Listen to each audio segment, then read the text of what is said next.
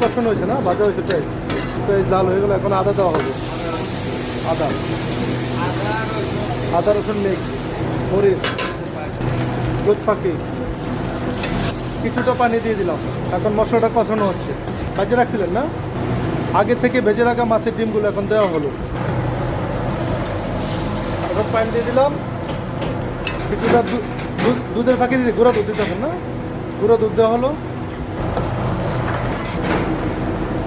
পরিমাণ মতো লবণ দেওয়া হলো। অল্প কাটা কাঁচামরিচ দিলেন না, পরিমাণ মতো জাল দিয়ে দিবেন। উপরে কিছু ধন্যবাদ দিবেন না, ধন্যবাদ দেওয়া হলো উপরে। হাসান ভাই লাস্টে কি দিতেছেন? এই যে এটা হলো মশলার সিক্রেট, মশলার ফাঁকি।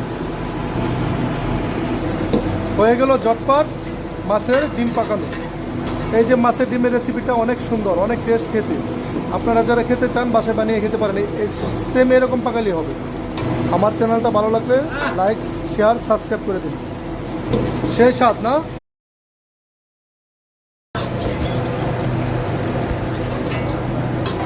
কি কষানো হয়েছে না, ভাজা হয়েছে পেঁয়াজ, পেঁয়াজ লাল হয়ে গেলো। এখন আদা দেওয়া হবে, আদা আদা রসুন মিক্স, মরিচ, দুধ পাখি, কিছুটা পানি দিয়ে দিলাম। এখন মশলাটা কষানো হচ্ছে। ভেজে রাখছিলেন না, আগে থেকে ভেজে রাখা মাছের ডিমগুলো এখন দেওয়া হলো। এখন পানি দিয়ে দিলাম, কিছুটা দুধের ফাঁকি দিয়ে গুঁড়া দুধ দিতে হবে না, গুঁড়ো দুধ দেওয়া হলো। পরিমাণ মতো লবণ দেওয়া হলো। অল্প কাটা কাঁচামরিচ দিলেন না, পরিমাণ মতো জাল দিয়ে দিবেন। উপরে কিছু ধন্যবাদ দিবেন না, ধন্যবাদ দেওয়া হলো উপরে। হাসান ভাই লাস্টে কি দিতেছেন? এই যে এটা হলো মশলার সিক্রেট, মশলার ফাঁকি।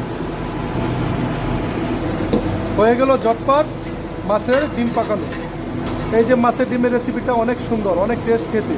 আপনারা যারা খেতে চান বাসায় বানিয়ে খেতে পারেন, এই সেম এরকম পাকালেই হবে। আমার চ্যানেলটা ভালো লাগলে লাইক, শেয়ার, সাবস্ক্রাইব করে দিন। সেই স্বাদ না?